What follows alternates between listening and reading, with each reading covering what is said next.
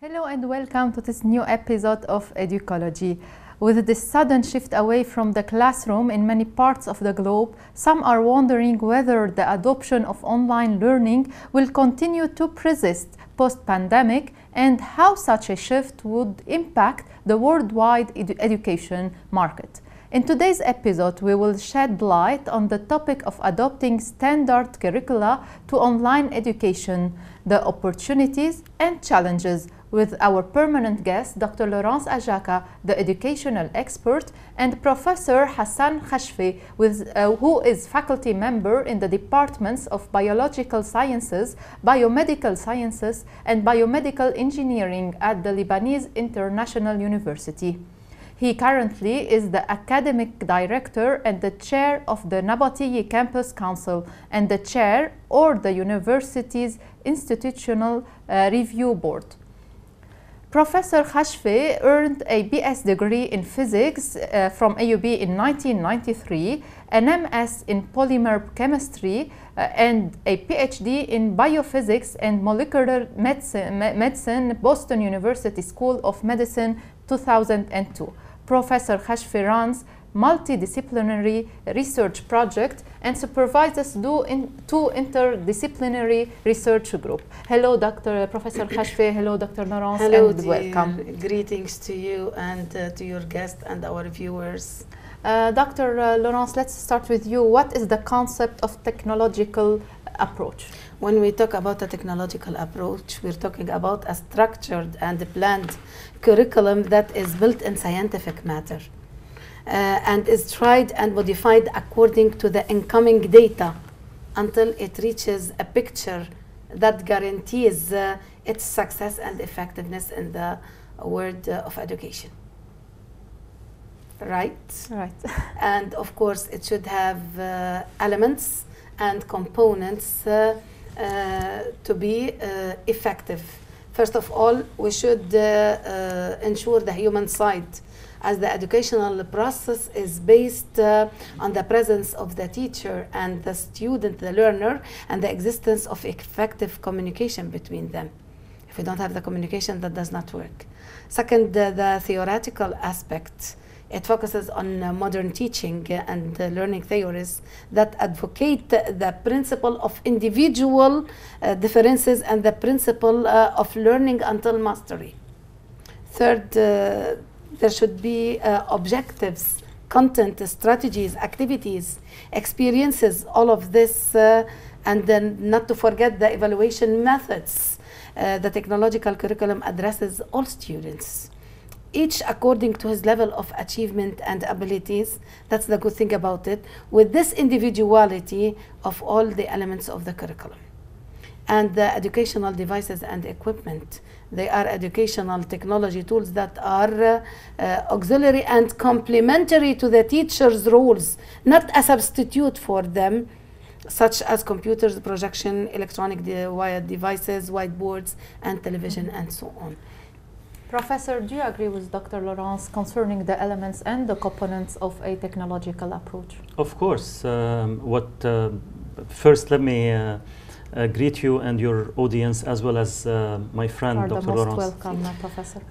What she mentioned is paramount to the world of technological education, and the elements that she mentioned are basically the ones that are renowned nowadays internationally.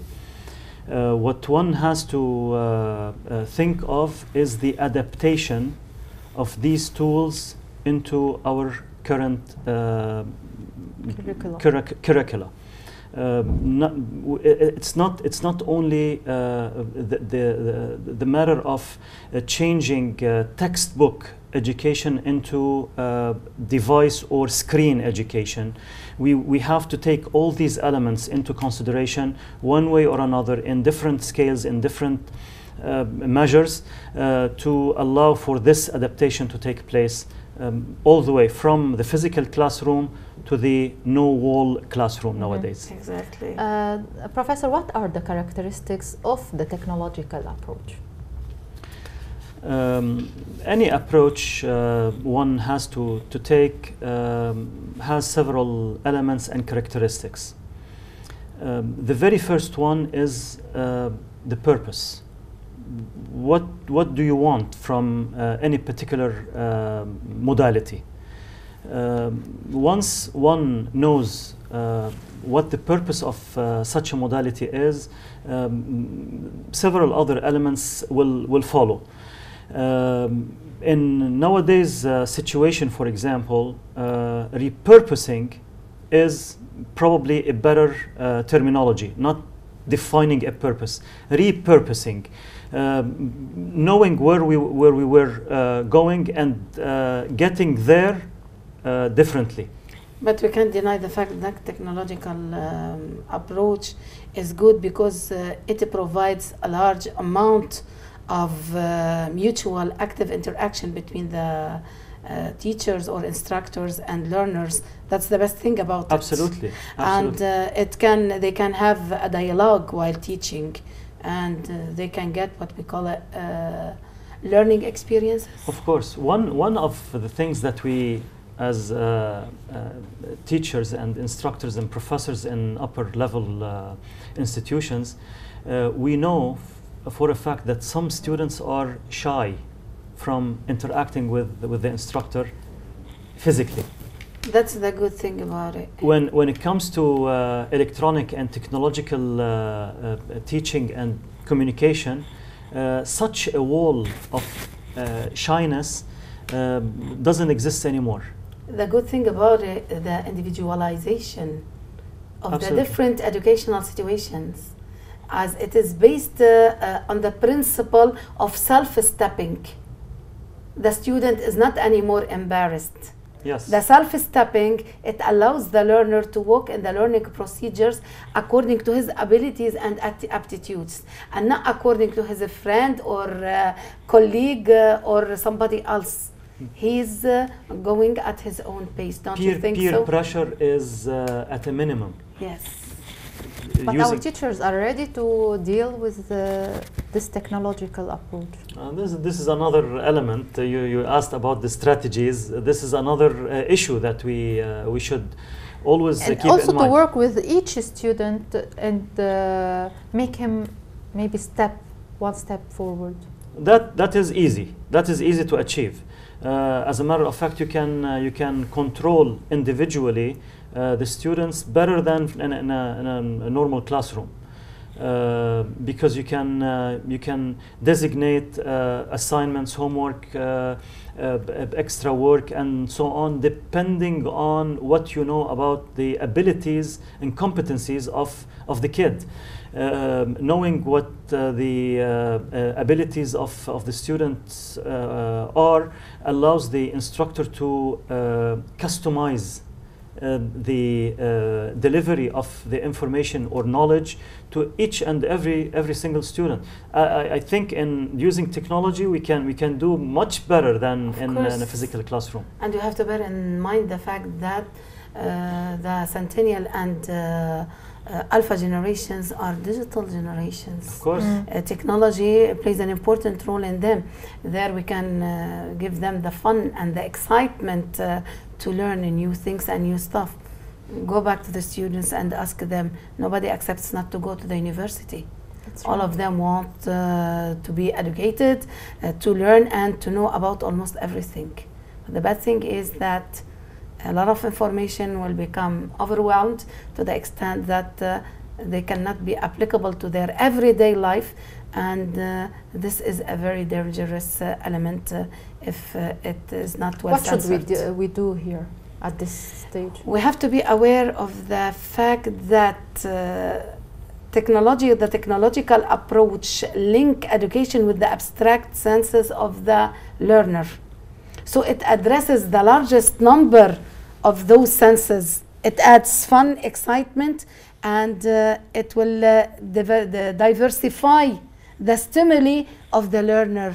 He will feel that excited, time will fly by, and he will learn a lot of things. And because you're giving him something he loves, you're teaching him via technology, and technology is it occupies a large part of his life. it makes a big difference. That will be incepted in his subconscious, and later on he will find a way to correlate. We read a lot of things we have never known about it. Yeah. Take for instance your son. Doesn't he have a lot of information more than you think? Of course. How do you deal with that? It picks up. I have a little daughter. Well, she's now she's the little daughter anytime for me, but now she's first year college. She asks questions as if they are from the corners of encyclopedias. Why is that? Because they are exposed. That's right. They know, they have the ability to access knowledge nowadays much better than in our old times. And your answers or responses will be equipped or seasoned with the common sense. Of course. Else, having a daddy doesn't know as much as I know. That does not work. And that's what is happening with the instructors at schools nowadays. They feel that the students overcome them when it comes to information. They are intimidated. Yeah, but we don't have one key element is not to become intimidated. Different generations have different approaches to knowledge. So we'll have to adapt ourselves to their capabilities and not expect them to adapt to our capabilities. Instructors should be happy, by the way. Sorry for the interruption, but instructors should be happy because the technological approach supports the provision of teaching and learning experiences in a very systematic way and purposeful manner, away from dazzling, which leads to the distraction and not have the focus of the learner. In there, we have to be aware that systematic way of learning, I can't get any info from the internet and teach it to the student.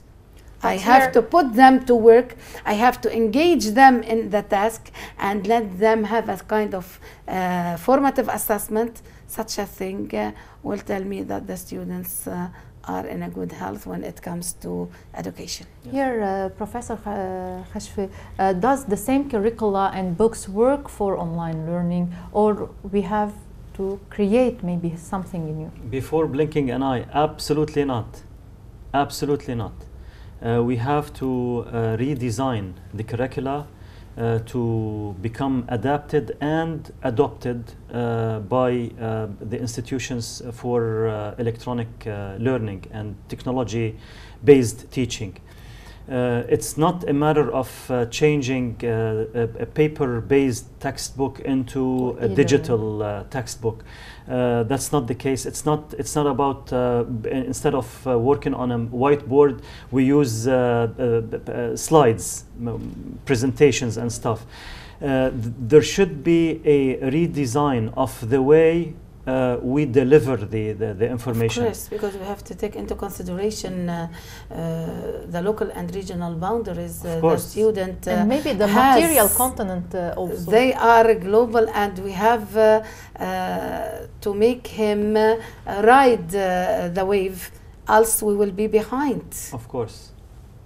So we should redesign the curricula to become adapted into the current situation, employing basically technology-based teachings in our schools and universities.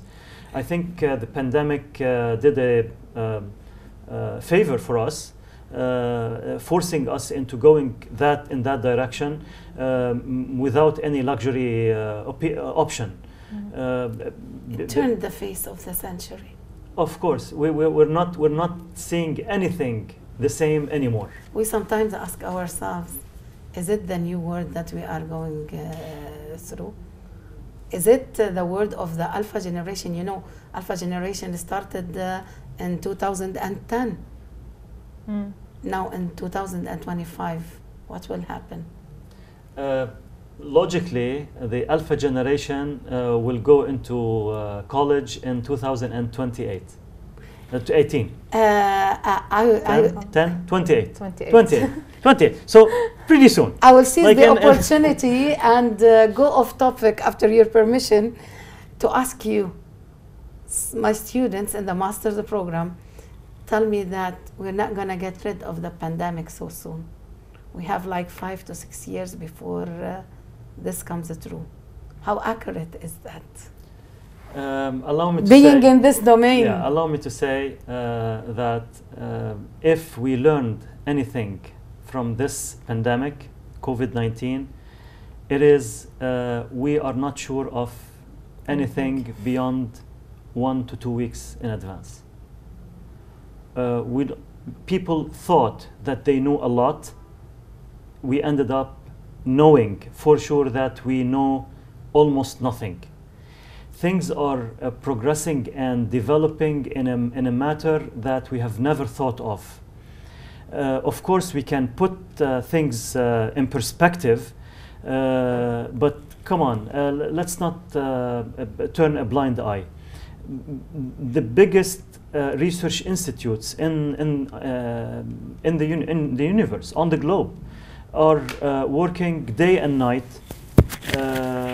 to understand how the virus affects the health of people and try to minimize, not eradicate, try to lessen the scale of the infections, and things are not working very well. So from here we're going to go to the necessity of having a so technological we have to adapt approach with this pandemic. Of course, all these recommendations that you hear about social distancing, wearing a mask, using sanitizers, these are the bare minimum that anyone should do prophylactically, whether there is a virus or not. That's normal, you know. So because of that, people are still trying to work hard to understand where we are going, and too bad we don't know a lot about that. All we can say that we have to be adaptive, yes, to the needs of the future. This is for sure. Yeah. For some few years. Let's in hope advance. the time is not that long, but yeah, we may stay with that issue for years to come. We have always complained about every single new thing. So if it comes to the pandemic, they will complain. But I believe that having a technological approach will let them land on the safe shore. Maybe we can say thank you to this pandemic because it helped us to make some changes maybe in our curriculum. Of course. It was meant. It was meant. Haven't you known that you're responsible for a campus, and weren't you aware that someday we will arrive to a time we will have everything through the virtual world? Of course, I aspired to have such a thing for a simple reason. Some people like to come to campus, some others don't. So why not cater for everyone? Yes. So here comes hybrid learning. Now is the opportunity. We are trying to change a threat into an opportunity. We have to go Let's deal with it. Exactly. Before we continue, Dr. Laurance and Professor Hassan, let's take a short break and we will be right back.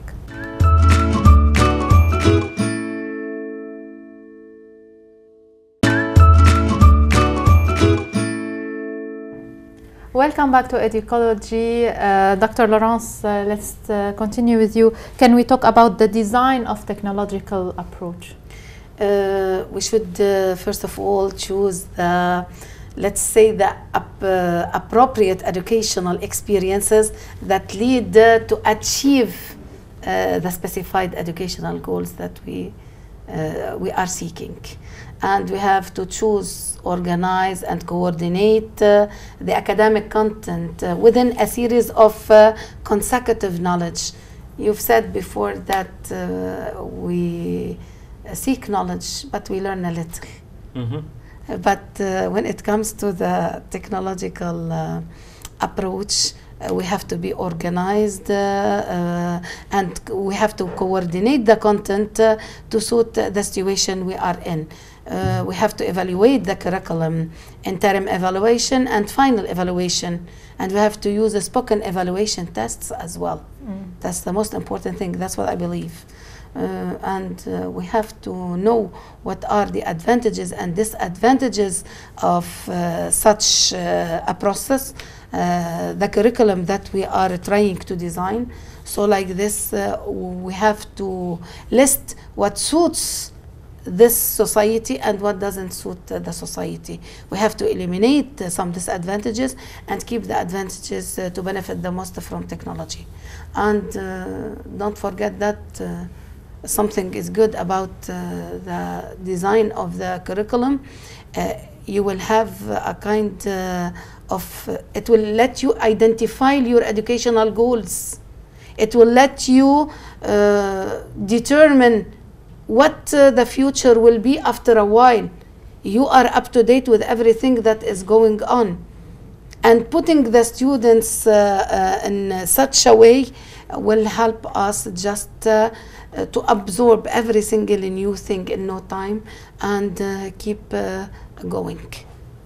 These are I think, the best ones we need to go for what we call it a design of a technological approach. Professor, does our institutions ready to adapt to this design of the technological approach? Are they ready to work online? Any institution put in any situation has to think about the current situation and think basically about, if I'm not mistaken, 5 different steps in management. We call it the change management protocol. You basically review your current situation and the solutions that you have. You review the existing solutions. You seek and see what the requirements are, what the new requirements that you identify them. Based on these requirements and whatever you have in existing solutions, you don't have to reinvent the wheel. If there is something that can be used again, we use it. If no, we have to use something else, we use something else. So we define the requirements, we design the product that we want. In this case, it's a new curriculum, new program, new major. We have to sometimes introduce new majors in our institutions. It's not only we rely on whatever we learned in the 60s and 70s and 80s. We have to think about newer things. It's not applicable anymore. Some of them, definitely. Some of them are obsolete. So the change of time, the mentality, approach, the stimuli that you have all over. Yes. All of them. All of this led us to have this. Once you have that, you design the product and you see how you want to disseminate it in terms of primary, secondary education, tertiary education, and the like, and you go into the mass production. That works in all kinds of businesses. Joyce, I used to have all my classes in the labs, and it's been like a long time. I've been teaching in the labs for 10 years. I use my classes during the evening where the students, where everybody is gone and I'm the only one in there with my students. They used to stay for hours, more than supposed, just because they were triggered and stimulated by technology, and they were happy.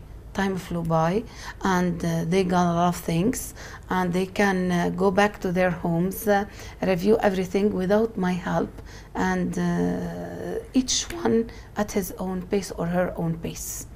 So such a thing will help a lot. Of course. So if these things are taken into consideration, our institutions can and will be able to overcome the changes imposed, whether imposed or by choice.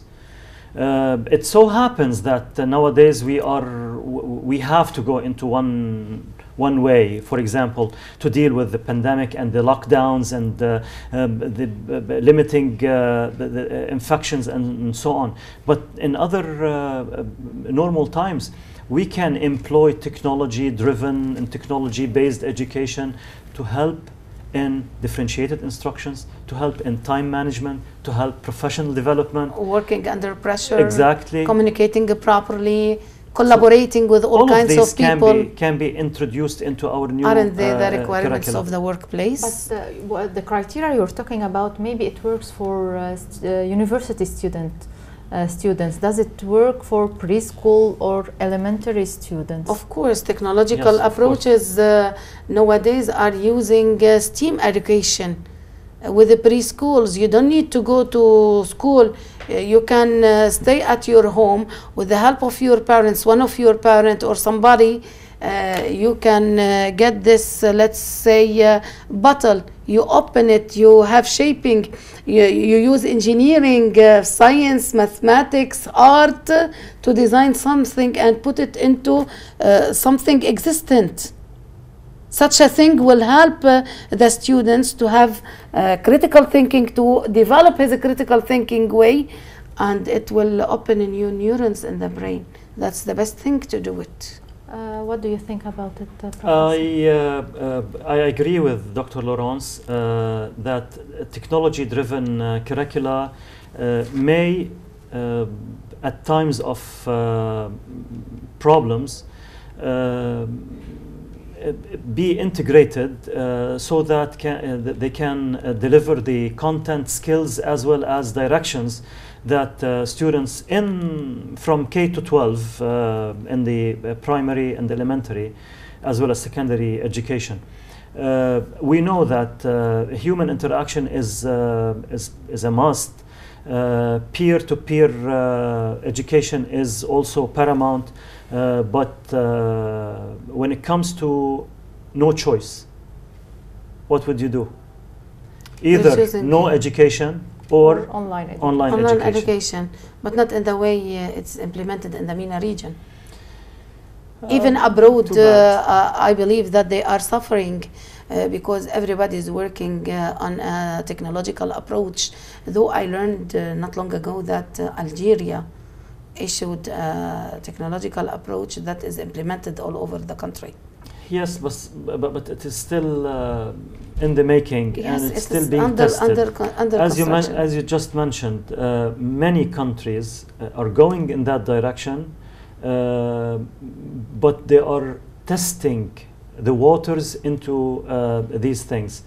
We don't know a lot about the outcomes. We have not done a lot of research about primary and elementary education using technology-based only curricula. So now the kids in the schools are the guinea pigs, but hey, they sometimes are going with the flow. All the countries are going with the flow, but yes, at the same time they are preparing their technological approaches, because sooner or later you're going to have it. Let's take Finland, for instance. They have such a technological approach long time ago, and they are happy. They are not affected. Students are happy, instructors are happy, parents are happy. In the MENA region, people are complaining about their children being in there and at home. They should benefit from such a thing to learn, because they have to cope with their children. If their children know more than they do, they exceed the knowledge of the children exceeds that of the parents, it will be a problem for the parents. Maybe we are dealing with it in a wrong way. That's why parents have such fear on their students. It is the case. Anytime you have a change, people tend to resist such changes. It's a human nature. People like to stay in the comfort zone. Whenever you go beyond the comfort zone, which is the challenging opportunities, people fear such a change. Going into this technology-driven curricula and using it and implementing the changes that need to be implemented in the curricula, whether in terms of applicability at the institutions or at homes, these are changes, so people will tend to resist those changes. You can say that again, because they don't have a ready technological approach to help them lead such a way. Maybe later on, when all the technological approaches are ready and at hand, they start to work in a very smooth and productive way. It's about culture, probably. When we want to go into the bank to cash money and see a receipt, rather than getting it on E-banking. on the device. It's a matter of culture. When we cannot trust any the paper, trust in the system. we don't right. trust an electronically generated document versus another document, and this has to have laws accompanying it. See, in some of our countries, for example, in the MENA region, you need to have a signature, a stamp, something to accredit the stamp of the employee.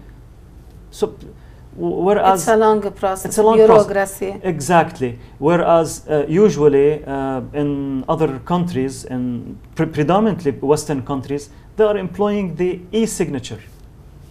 The minute you send the document from your IP, from your IP address, that's it.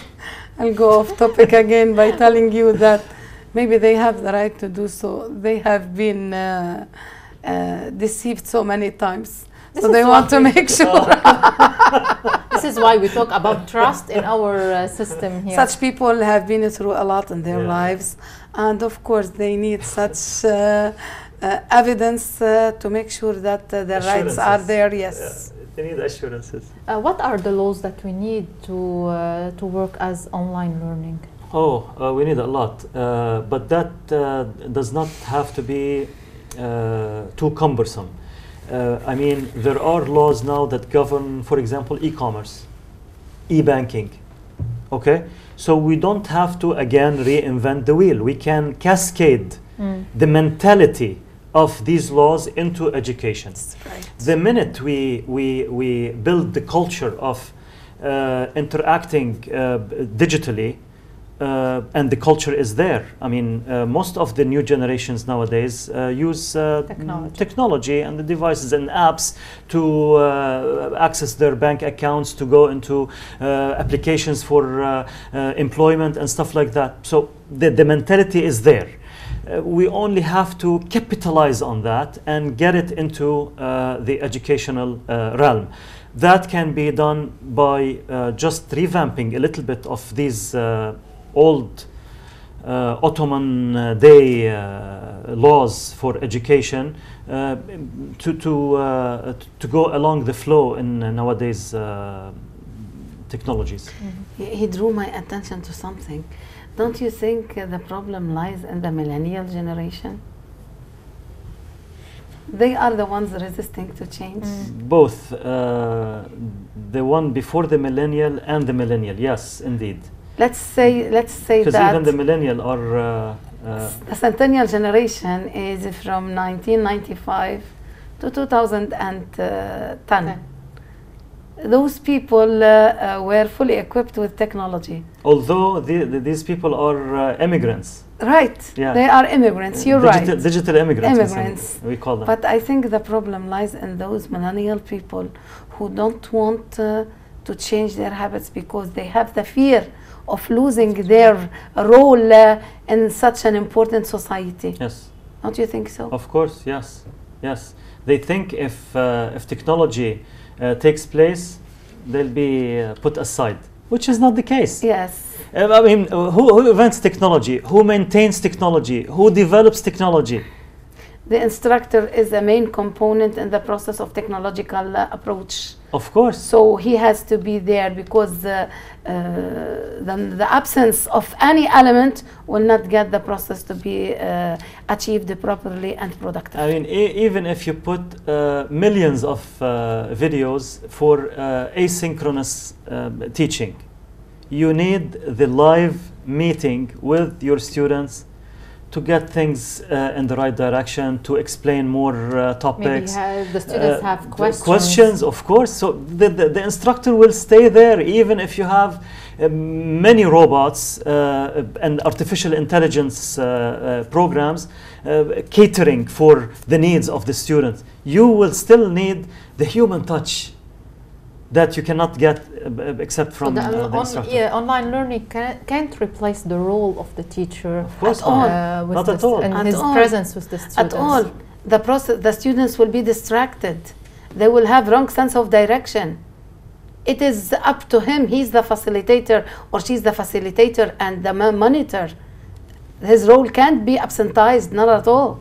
So basically, we're supposed to just to be at ease and accept that change. As Professor Hassan said, we have to accept that chance because we don't have any other choice. Thank God that we have an alternative. Yes. 2 days ago, I had an English class, and they had to learn how to deliver a good presentation. I had like 33 students. I divided them into groups, and they started working with each other. They collaborated, and some people were very creative to the extent that they added their touch to the presentation. I spent 1 hour and a half listening to the groups. Guess what? They divided themselves and they read one by one just to make sure that they are doing a great job. And when they listened to their friends, they changed the things that which are not fit in their presentations. In 1 hour and a half, with the help of technology, I was capable of letting them deliver a good presentation. But if it was done or made in a face-to-face setting, I will have more time to do so. You will have to have that. Yeah. Yes. And there I didn't bother myself. I sat, I monitored, and I replied to their questions. I engaged them in the task to the extent that doing the work. They did it unconsciously, and it went right away to their subconscious, and it lied there, and it will help them later on in the future. Don't you think so? Of course, of course. Professor Hassan, your last word before we end. We are in a changing world. We are in a fastly changing world, I should say. I remember the president of a university in the States, Elizabeth Coleman, once said in a graduation ceremony, new wine needs new bottles. Exactly. Now we have new generations, new situations, new products to be made. So we need new thinking. To be ready to make the bottles. Yes. We hope so, Professor Hassan. Dr. Laurance, do you want to add anything Yes, else? I would like to thank you for raising such a topic. It's of a great importance. A lot of people are not aware of the components and elements needed to prepare a technological approach for learning. As we said at the beginning, we can't get a book and put it on the online and tell our students to study it. If we have such an organized process, we will be on the safe side. Thank you, Dr. And I also invite all the millennials to cope with the change, because sooner or later they will have it. We hope so, Doctor. Thank you for being here. Thank you, Professor Hassan, for being here also. Thank you. For here, our episode comes to end. Stay safe, keep smiling, and see you next week.